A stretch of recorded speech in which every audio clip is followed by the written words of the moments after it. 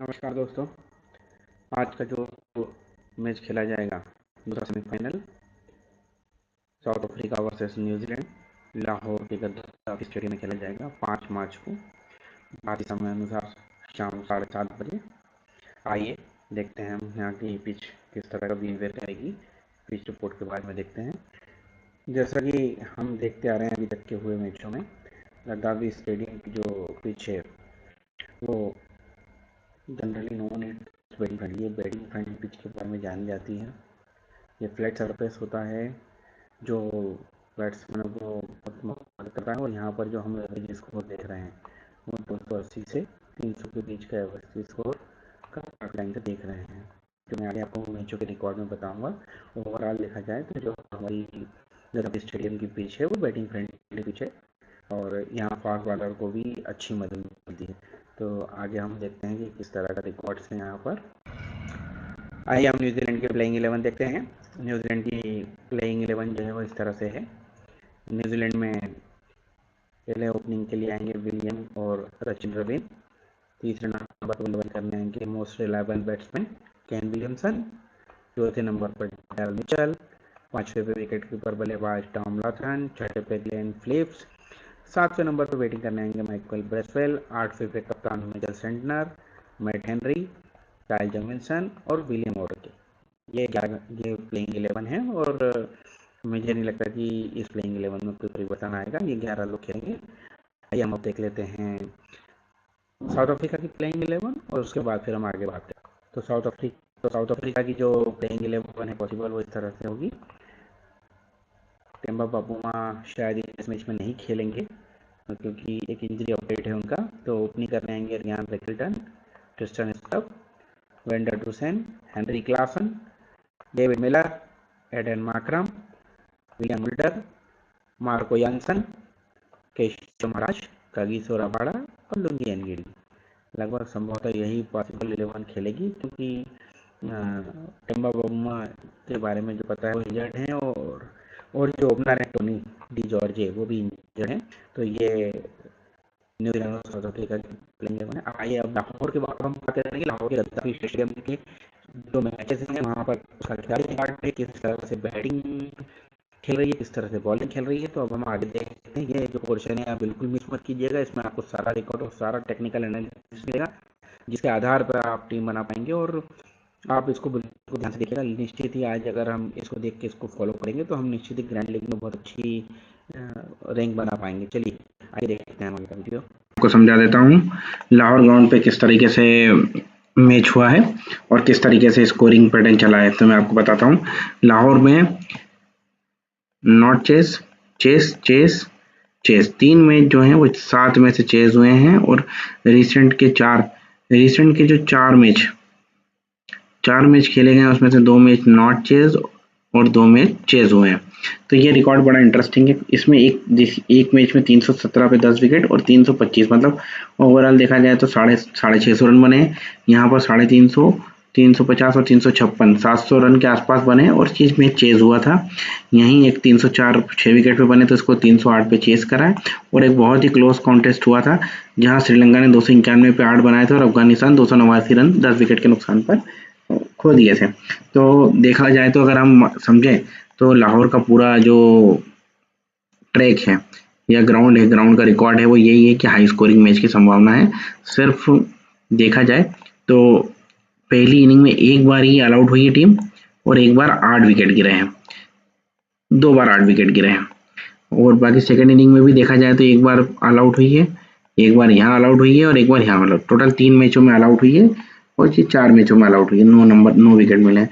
तो second inning में 4 बार all out हुई है और फर्स्ट इनिंग में 3 बार ही 8 विकेट गिरे हैं, 9 विकेट गिरे हैं, 10 विकेट गिरे हैं। तो हम इनके बॉलरों का पैटर्न देखते हैं कि किस तरह के बॉलरों यहाँ परफॉर्म कर रहे हैं तो आपको समझ में आएगा। बाकी ओवरऑल देखा जाएगा तो विकेट हाई स्कोरिंग है और अगर दोनों ही टीम की बल्लेबाजी अच्छी रही, वैसे तो साउथ अफ्रीका की बल्लेबाजी भी अच्छी है और न्यूजीलैंड की बल्लेबाजी अच्छी है, तो हम कुल मिलाकर समझ सकते हैं कि हाई स्कोरिंग मैच होने की संभावना है।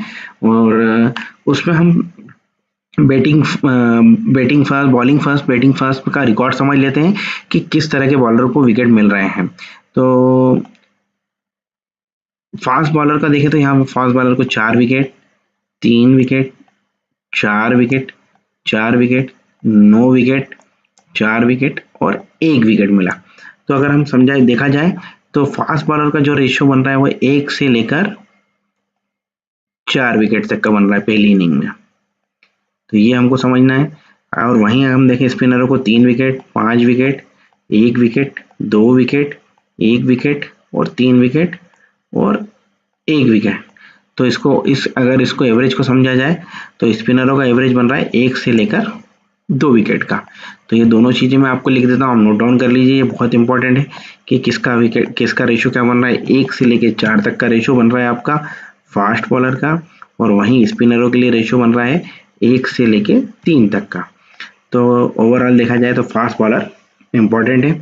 सेकंड इनिंग में अगर पैटर्न की बात करें, सेकंड इनिंग में भी वही बात है, 7 3 2 3 2 6 6। ओवरऑल अगर देखा जाए स्पिनरों को देखा जाए तो स्पिनरों को विकेट मिले 3 2 2 6 1 4 2। तो यहाँ का अगर एवरेज समझा जाए तो फास्ट बॉलर का एवरेज निकल के आ रहा है 1 से लेकर 4 विकेट का एवरेज यहाँ भी निकल रहा है, और स्पिनरों का एवरेज निकल रहा है 1 से लेकर 3 विकेट। तो कुल मिलाकर ओवरऑल अगर हम देखेंगे तो फास्टर बॉलर यहाँ बहुत महत्वपूर्ण है दोनों ही इनिंग में। और क्वालिटी स्पिनर, अगर अच्छा क्वालिटी स्पिनर होगा तो हम उसके साथ जाएंगे। तो ये आप पैटर्न का स्क्रीनशॉट ले लीजिए कि क्या पैटर्न रहा है, और ओवरऑल कल के मैच में मैं प्रेडिक्ट कर सकता हूँ कि दोनों ही टीमें अच्छे रन स्कोर बनाएंगे। आइए दोस्तों, अब हम देख लेते हैं बैटिंग फर्स्ट का रिकॉर्ड, लाहौर के एक गद्दाफी स्टेडियम के बैटिंग फर्स्ट का रिकॉर्ड। ओपनर की बात करी जाए, दोनों ओपनर में एक फ्लॉप फ्लॉप फ्लॉप फ्लॉप, दोनों फ्लॉप, एक फ्लॉप और एक फ्लॉप। अगर हम इसको समझा जाए तो एक एवरेज हमारा ये निकल रहा है कि दोनों ओपनर में से हमें लगभग हर टीम में एक ओपनर रखना है, और एक ही टीम ऐसी बनानी है जिसमें इन दोनों को फ्लॉप करना है। समझ गए मेरी बात? हर टीम ऐसी बनेगी जिसमें ये दोनों ओपनर में से एक ओपनर रहेगा, और हमें एक टीम ऐसी बनानी है जिसमें दोनों ओपनर फ्लॉप रहेंगे। ये देखिए, एक मैच ऐसा रहा है, 2 मैच ऐसा रहे हैं, दोनों ओपनर फ्लॉप रहे हैं। तो हमारा एक कॉम्बिनेशन सबसे पहला आप नोट डाउन कर लीजिए कि दोनों ओपनर में से एक ओपनर हमारा फिक्स रहेगा हर टीम में, दोनों ओपनर को हमको रोटेट करके चलना है। और एक टीम हम ऐसी बनाएंगे, 2 टीम ऐसी बनाएंगे जिसमें दोनों ओपनर हमारे फ्लॉप रहेंगे। अब हम नंबर 3 के पोजीशन को देखते हैं। तो फ्लॉप फ्लॉप और फ्लॉप, हम इन 4 मैचों में अगर देखें, जो रिसेंट के 4 मैच हुए, ये रिसेंट के 4 मैच, इनमें से 2 मैच में 3 नंबर फ्लॉप रहा है और 2 मैच में कंटिन्यूस रन बना रहा है। तो अगर हम इसको समझें, अगर हम इस थोड़ा सा लॉजिक की बात करें तो हो सकता है कि कल हमारा 3 नंबर का प्लेयर फ्लॉप भी हो सकता है। तो हमको इसको रोटेशन में लेके चलना है। अब हम 4 नंबर के प्लेयर की बात करें तो फ्लॉप फ्लॉप और फ्लॉप, 4 नंबर का फ्लॉप का रिकॉर्ड जो है वो बड़ा ही कम है। 7 में से 3 मैचों में ही फ्लॉप हुआ है। तो 4 नंबर का जो प्लेयर है वो हमारे लिए ट्रम्प प्लेयर या इंपॉर्टेंट प्लेयर हो सकता है, क्योंकि उसने काफी अच्छा स्कोर किया है। अच्छा, अब न्यूजीलैंड की तरफ से 4 नंबर पे कौन बैटिंग कर रहा है? न्यूजीलैंड की तरफ से 4 नंबर पे डेरल मिचेल बैटिंग कर रहा है। तो मेरे हिसाब से डेरल मिचेल ट्रम्प प्लेयर होगा हमारे लिए। हम इसको एक टीम में रहेंगे, और बाकी हम 4 नंबर में टॉम लॉथम को कंसिडर करेंगे डेरल मिचेल की जगह, क्योंकि टॉम लॉथम का फॉर्म अच्छा है और डेरल मिचेल का फॉर्म खराब है। तो हम जहां भी 4 नंबर का प्लेयर जब फिक्स करके चलेंगे तो हम 3 टीम में से एक टीम में मिचेल को लेंगे और बाकी जगह हम टॉम लॉथम को लेंगे। और जिस टीम में हम मिचेल को लेंगे उस टीम को हम मिचेल को कप्तान भी कर सकते हैं, या फिर उसको trump player as a trump player हम इस्तेमाल कर सकते हैं। तो ये 4 नंबर का जो जगह है उसके लिए अगर न्यूजीलैंड बैटिंग करती है तो हमको डेरल मिचेल को टॉम लॉथम के साथ रोटेशन में रखना है, और साउथ अफ्रीका अगर पहले बैटिंग करती है तो हम हेनरी क्लासन को फिक्स करके चलेंगे। ये चीज आप ध्यान रखिए। फिर डेविड मिलर 5 नंबर, 6 नंबर और 7 नंबर। 5 6 7 में देखा जाए तो 5 फ्लॉप फ्लॉप फ्लॉप फ्लॉप और फ्लॉप। 6 नंबर देखा जाए फ्लॉप फ्लॉप फ्लॉप और फ्लॉप। 7 नंबर देखा जाए तो फ्लॉप फ्लॉप फ्लॉप और फ्लॉप और फ्लॉप। मतलब ये लाइन से फ्लॉप, ये लाइन से फ्लॉप, ये लाइन से फ्लॉप और ये लाइन से फ्लॉप। तो हम अगर बहुत ज़्यादा इम्पोर्टेंट रहा तो हम 5, 6, 7 में से एक प्लेयर को ही अपनी टीम में एज ए बैट्समैन के रूप में अगर हम लेना चाहेंगे तो लेंगे। ठीक है, आ गई आपको मेरी बात समझ में? क्या करना है हमको? हमारे पास बहुत सारे पैटर्न बने हैं, पर ये सारे पैटर्न जो हैं बहुत बिल्कुल हमको वाजिबली दिख रहे हैं। किस तरह से हमको देखना है, हमको सिर्फ देखना है, हम समझना है। हम प्लेयरों को नाम, उनके नाम के ऊपर जाके सिलेक्शन कर लेते हैं, जिसके कारण हम परेशान या हमारी टीम हमेशा फ्लॉप हो जाती है। तो अब हम इस पैटर्न को समझो। देखो, एक एक टीम ऐसी बनेगी जिसमें हम 1, 2, 3 नंबर तक फ्लॉप मार्क करेंगे सब तीनों को, और एक टीम ऐसी बनेगी जिसमें हम दोनों ओपनर फ्लॉप करेंगे। ठीक, अब जिसमें हमने दोनों ओपनर फ्लॉप करें उसमें हम 3 नंबर, 4 नंबर, 5 नंबर, 6 नंबर और 6 नंबर, इन 4 में से 3 खिलाड़ियों को एज ए बैट्समैन टीम में लेंगे। ठीक, ये आपको करना है। एक टीम का पैटर्न ये हो गया, समझ लीजिए।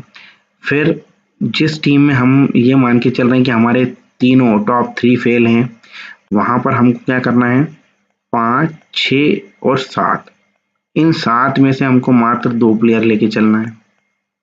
ठीक, ये हो गया एक पैटर्न, ये हो गया। और हमारा एक और पैटर्न बनेगा, बहुत अच्छा पैटर्न बन रहा है वो। उसमें हमको ये करना है कि दोनों ओपनर में से हमको एक ओपनर लेना है और 3 और 4 नंबर में से एक लेना है। तो ये हमारे दो तीसरा पैटर्न हो गया हमारा, समझ में आया? उसमें हमको क्या करना है, तो ये हमारे तीन पैटर्न हो गए। अब मैं आपको प्लेयर के नाम से बताता हूँ। अगर साउथ अफ्रीका टॉस जीती है और साउथ अफ्रीका की पहले बैटिंग होती है, तो इन दोनों में से हमको एक खिलाड़ी लेना है। ठीक है, एक ही लिख लीजिए। फिर हमें 3 नंबर के प्लेयर को फ्लॉप करना है, 4 नंबर को फिक्स लेना है, और 5 और 6 में से हमको एक खिलाड़ी लेना है। ठीक है, ये एक हमारा पैटर्न हो गया। ये समझ लीजिए, इन दोनों में से एक लेना है, फिर हमको 4 नंबर तो फिक्स लेके चल रहे हैं हम, और इन दोनों में से हमको एक लेना है। ठीक है, एक ये हो गया। उसमें हम जो, मैं बता देता हूँ आपको एक बार, कि जैसे हमने क्या करा, एक में रिकल्टन को ले लिया, वेंडर डुसेन को भी ले लिया, और हेनरी क्लासन को भी ले लिया, और मार्करम और मुल्डर में से हमने एक ले लिया। एक हमारे ये 4 खिलाड़ी हो गए। ठीक है, ये हटा दिया। फिर सेम हम ऐसा के साथ ट्रिस्टन स्टफ के साथ कर सकते हैं कि हमने एक में ट्रिस्टन स्टफ को ले लिया, एक में डुसेन को ले लिया, क्लासन को ले लिया, और इन 3 में से एक को ही चूज कर लिया। ठीक है, ये हो गया हमारा एक पैटर्न। अब इसी में हम क्या कर सकते हैं, हम ये कर सकते हैं कि इन दोनों में से हमको एक लेना है, 3 नंबर को हमने फ्लॉप कर दिया, 4 नंबर हमने फिक्स करा, और फिर हम इन तीनों में से 2 प्लेयर लेके चले गए। ये हम ये कर सकते हैं। ठीक है, एक पैटर्न हमारा ये हो गया। हमें 4 नंबर के प्लेयर को फिक्स लेके चलना है। 4 नंबर का प्लेयर हमारे लिए बहुत इंपॉर्टेंट होगा, ये हम मान के चल रहे हैं। ठीक है, 3 नंबर के प्लेयर को हमको रोटेट करना है, फिक्स लेके नहीं चलना है। मार्करम 6 नंबर के प्लेयर को भी हमको रोटेट करके चलना है। ठीक है, तो ये एक पैटर्न ही हो गया। अब एक पैटर्न जो मैं बताया चुका हूँ आपको कि ये 3 जो फ्लॉप है, तो एक में हम क्या करेंगे, 1, 2 और ये तीनों फ्लॉप, कल 4 नंबर फिक्स, 5 और 6 में से एक ले लेंगे। ठीक, इसमें क्लासन और मिलर, क्लासन और मार्करम। ठीक है, एक ये कॉम्बिनेशन बन जाएगा। एक कॉम्बिनेशन ऐसा बनेगा कि दोनों ओपनर फेल, 3 नंबर का प्लेयर लिया हमने और 4 नंबर का प्लेयर लिया, और उसके बाद हम क्या करेंगे, इन दोनों में से एक को ले लेंगे। ये एक पैटर्न हमारा यूं बन जाएगा। ठीक है, समझ में आया?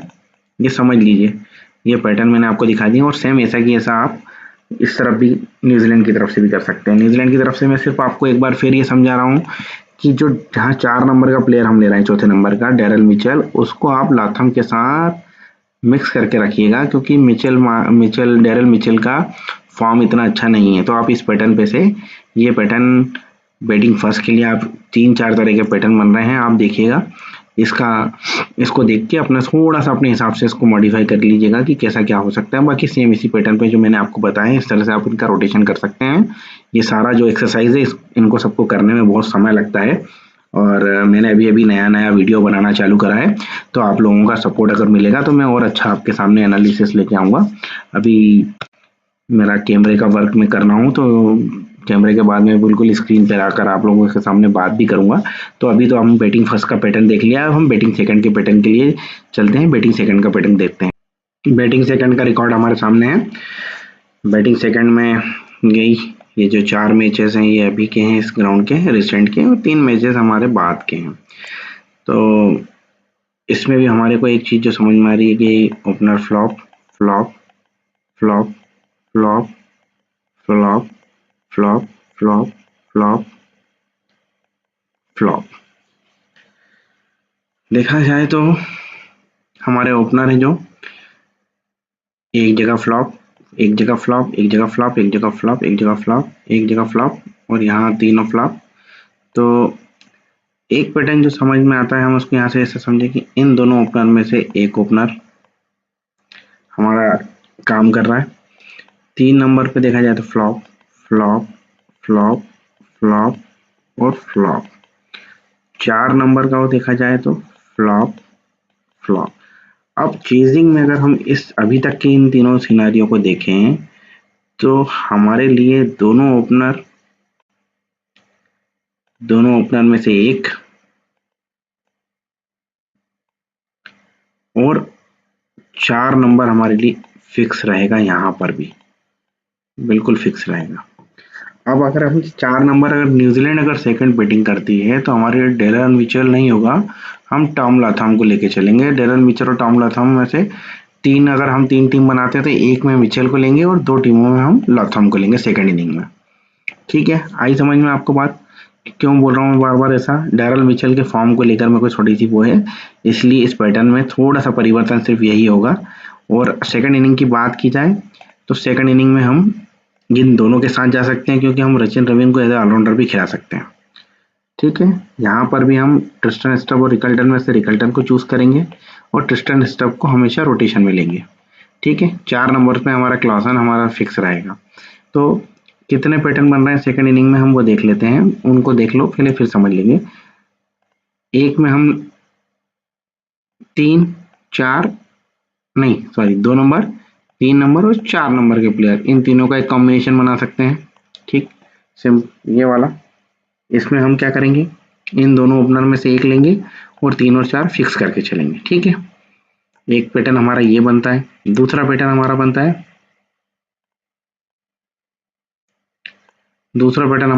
कि हमारे टॉप 3 फेल होते हैं, तो हम क्या करेंगे 4 5 6 को लेके चलेंगे साथ में। अब वही बात हुई कि 4 5 6 यहाँ से ये होगा तो हम मिचेल की जगह विलियमसन लेके चले जाएंगे और एक में हम मिचेल को ले लेंगे। तो इस तरह से हम ये वाला रोटेशन कर लेंगे। एक में हम क्या करेंगे, दोनों ओपनर में से एक और 4 नंबर तो हमारा फिक्स लेके चलना ही है, हमको 4 नंबर ले लेंगे। फिर ये जो सिनारियो बन रहा है उसमें ये बन रहा है कि हमारे दोनों ओपनर में से एक ओपनर और 5 नंबर और 6 नंबर को लेके जाएंगे। ठीक है, 5 नंबर और 6 नंबर हम दोनों ले सकते हैं। टॉम लाथम और गेन फिलिप्स दोनों ही हमारे वेल परफॉर्मिंग प्लेयर हैं, और यहाँ से भी डेविड मिलर और मार्करम दोनों को लिया जा सकता है। 4 नंबर को फ्लॉप करना बड़ा रिस्की रहेगा, पर एक मैच में हम ये भी करेंगे क्योंकि ये भी सबसे ज़्यादा लोग लेके जाएंगे। तो ड्रीम टीम जीतने के लिए हमें यही चीज़ समझनी पड़ेगी, सबसे ज़्यादा ज़रूरी जो है कि जो मैक्सिमम परसेंटेज का खिलाड़ी है वो कौन सा खिलाड़ी होगा जो फेल होगा। तो ये भी मैं भी आपको बताऊंगा कि न्यूजीलैंड में से कितने खिलाड़ी कब कब ड्रीम टीम में आए हैं अभी इस टूर्नामेंट में, और साउथ अफ्रीका का रिकॉर्ड भी बताऊंगा, तो जो हमारे लिए महत्वपूर्ण होगा। तो हम ये चीज़ आप देख लीजिए, इसका स्क्रीनशॉट ले लीजिए, ये बहुत ही इंपॉर्टेंट है। इस लंबी बड़े बड़े रन चेज में जहां 317 और 356 और 308 रन बने हैं, वहां पर एक इनिंग में 2 नंबर और 3 नंबर ने, मतलब दोनों ओपनर में से एक और 3 नंबर ने ही मैच जिता दिया है। वहीं 356 चेज जब बहुत लंबा टारगेट चेज हुआ था तो वहां 4 नंबर 5 नंबर और 6 नंबर 4 5 6 का कॉम्बिनेशन बहुत महत्वपूर्ण हुआ था, और 1 2 3 में से एक खिलाड़ी तो ये एक पैटर्न बन गया था। तो इसमें 3 नंबर और 4 नंबर 2 नंबर और 3 नंबर को फेल करा और 4 5 6 को लेके चले।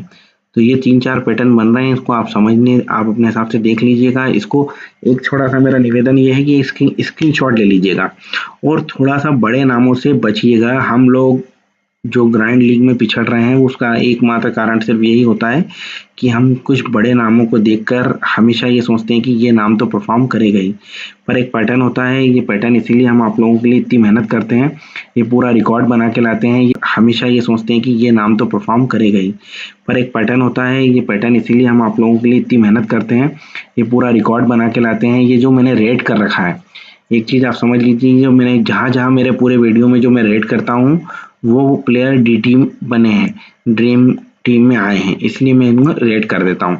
तो ये चीज़ का आप विशेष ध्यान रखें, इसका स्क्रीनशॉट ले लें और ये प्लेयर है आपके सामने, तो प्लेयर के साथ कॉम्बिनेशन बना के देख लें एक बार, तो उससे भी आपका काम चलेगा और उससे आपको समझ में आएगा कि टीम किस तरह बनेगी। अगर हम बात कर लेते हैं, एक बार मैं आपको खिलाड़ियों के नाम से बता देता हूँ। तो एक पैटर्न में ऐसा होगा कि आप सचिन रविंद्र को रख लीजिए, डैरेल मिचेल को रख लीजिए और ग्लेन फिलिप्स को रख लीजिए।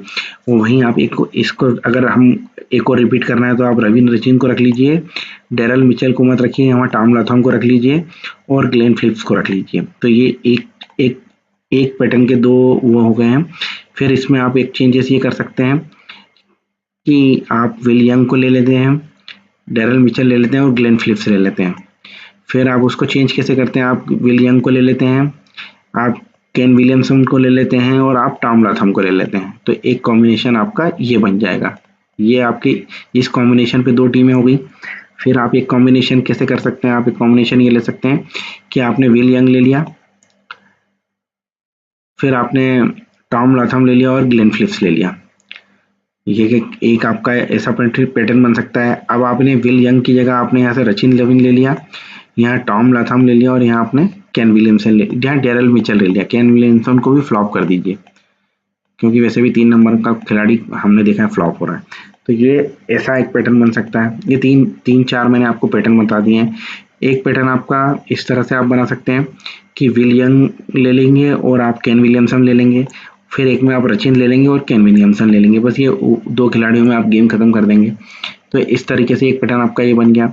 फिर एक पैटर्न में आप क्या करेंगे, आप विल यंग ले लेंगे और आप डैरेल मिचेल नहीं ग्लेन फिलिप्स और टॉम लाथम में से दो ले लेंगे। तो ये आपका एक अच्छा कॉम्बिनेशन बन जाएगा। फिर आप क्या कर सकते हैं, कॉम्बिनेशन बनाने के लिए एक कॉम्बिनेशन आपका ऐसा बन जाएगा कि आप विल यंग ले लीजिए और आप मिचेल ले लीजिए और यहाँ मिचेल की जगह अगर आपको लगता है तो यहाँ टॉम लाथम ले लीजिए, सचिन ले लीजिए, टॉम लाथम ले लीजिए। एक आपका पैटर्न ऐसा बन जाएगा। फिर एक पैटर्न आपका जो बन रहा है सबसे एक पैटर्न और अच्छा आपको दिखने में आ रहा है कि आप सचिन रविंद्र ले लीजिए, विलियमसन ले लीजिए और डैरेल मिचेल ले लीजिए और डैरेल मिचेल को हटा के एक जगह टॉम लाथम ले लीजिए। तो इस तरीके से आपका ये पैटर्न बनता है। यहीं आप साउथ अफ्रीका के खिलाफ भी कर सकते हैं। ट्रिस्टन स्टफ को आप बिल्कुल हटा ही दीजिए। ये T20 का प्लेयर है, अभी मजबूरी में ओपनिंग कर रहा है क्योंकि उनका 2 ओपनर और कप्तान बामूमा इंजर्ड है। तो इसको हम इग्नोर करके चलेंगे, इसको हम एज ए ट्रम्प प्लेयर लेंगे। जहाँ भी लेंगे ये हमारे लिए ट्रम्प प्लेयर बनेगा एज ए जब भी हम इसको लेंगे। तो एक पैटर्न में हम रिकल्टन को ले सकते हैं, स्टफ को हमने हटा दिया। फिर हम क्लासन ले सकते हैं और फिर हम मार्करम ले सकते हैं। ऐसे 3 हम इधर से ऐसे लेके जाएंगे। एक में हम क्या कर लेंगे, वापस अगर हम देखेंगे तो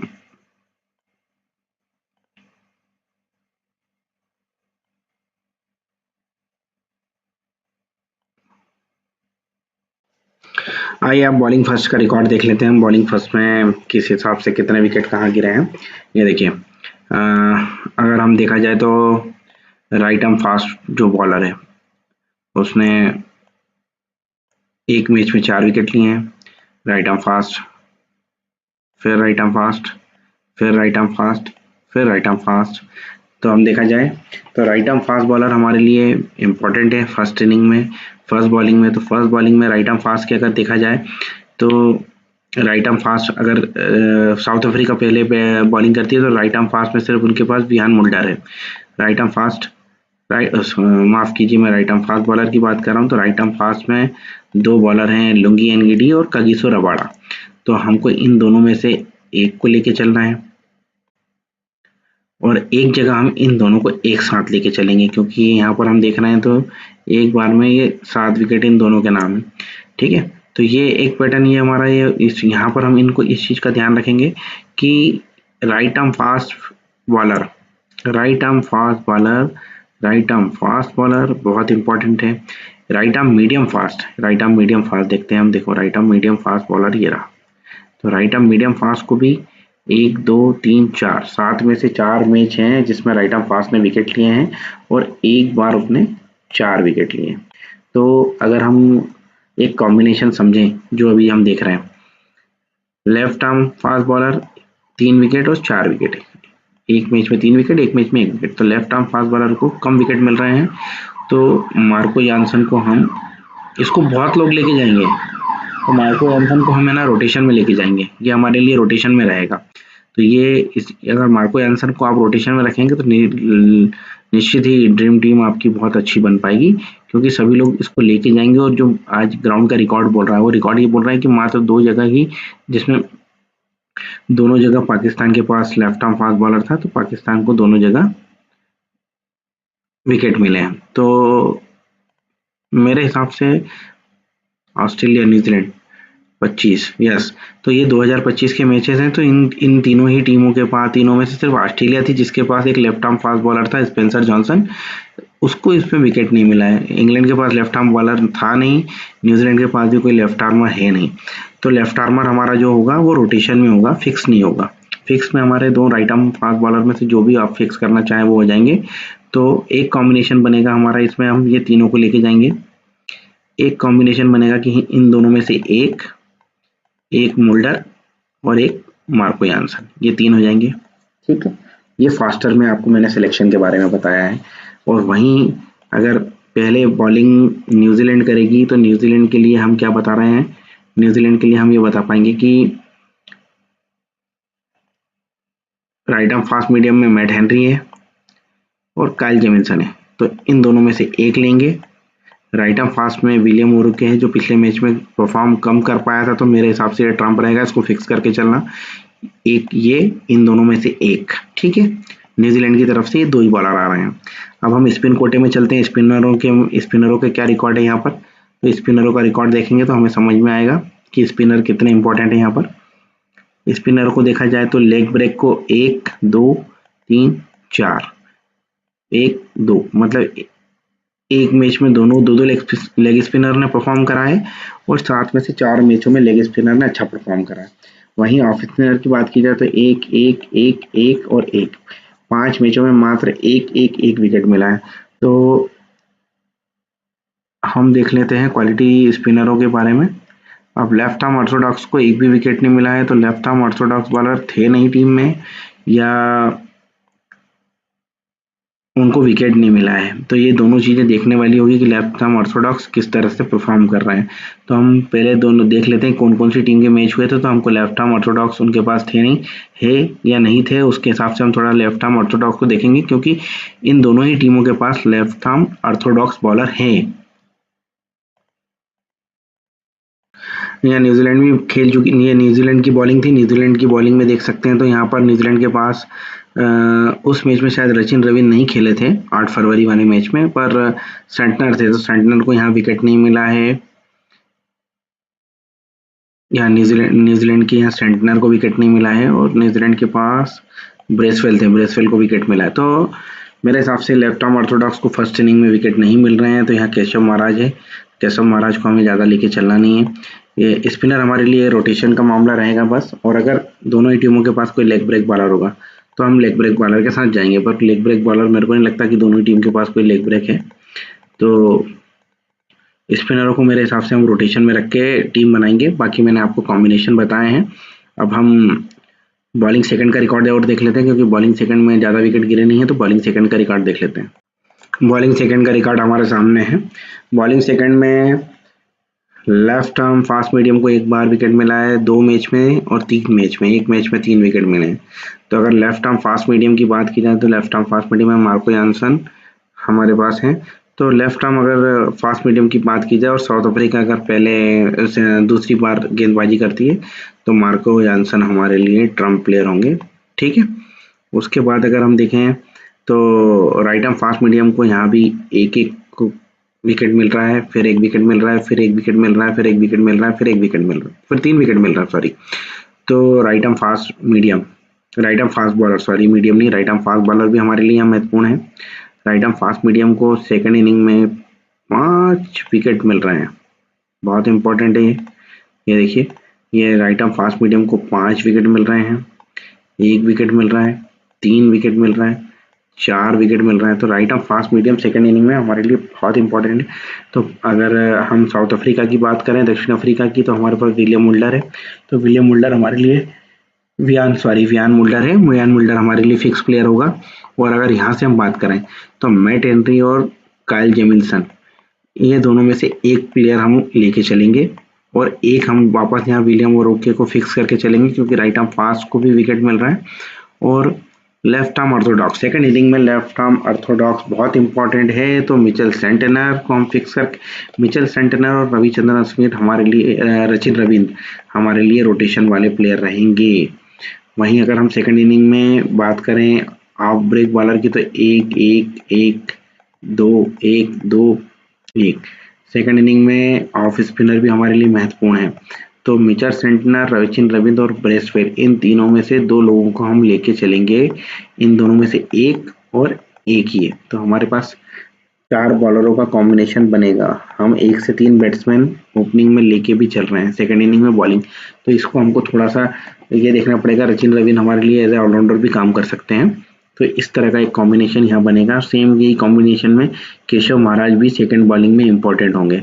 तो ये मैं क्लियर कर देता हूँ एक बार आपको। तो ये इसका स्क्रीनशॉट ले लीजिए और थोड़ा सा समझ लीजिए। कुल मिलाकर right arm medium fast bowler और राइट आर्म फास्ट बॉलर, ये दोनों हमारे लिए महत्वपूर्ण होंगे। और मेरे को ऐसा लगता है कि राइट आर्म मीडियम फास्ट जो है हमारा, उसको हम वीसी भी ट्राई कर सकते हैं, क्योंकि एक बार 4 विकेट ले गया है, एक बार 4 विकेट ले गया है, एक बार 3 विकेट ले, ये देखिए, एक बार 3 विकेट ले गया है, एक बार 4 विकेट ले गया और एक बार 5 विकेट ले गया। तो राइट आर्म मीडियम फास्ट जो है हमारा, वो हमारे लिए सीवीसी का काम भी कर सकता है। अब मैं आपको आगे जो डीटी बने हैं अभी तक दोनों टीमों के खिलाड़ी, उनका रिकॉर्ड बता देता हूँ।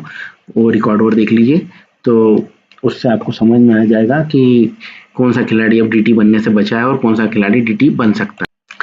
ये न्यूजीलैंड के जो मैच हुए हैं अभी तक, न्यूजीलैंड के